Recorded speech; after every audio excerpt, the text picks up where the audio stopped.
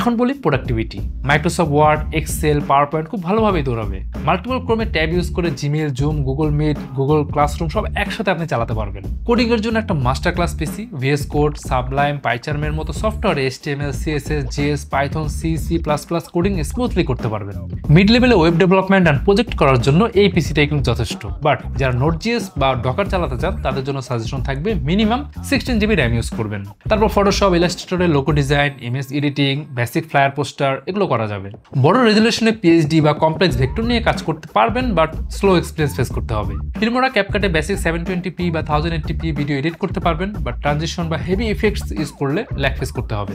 সারাদিন ফ্রিল্যান্সিং করে যখন টায়ার্ড হয়ে যাবেন তখন হালকা টুকটাক 720 বা লো সেটিংসে গেমিংও করতে পারবেন। Valorant, CSGO, League of Legends, Dota 2, Minecraft, হলো নাইটের মতো গেমসগুলো ইজিলি খেলতে পারবেন।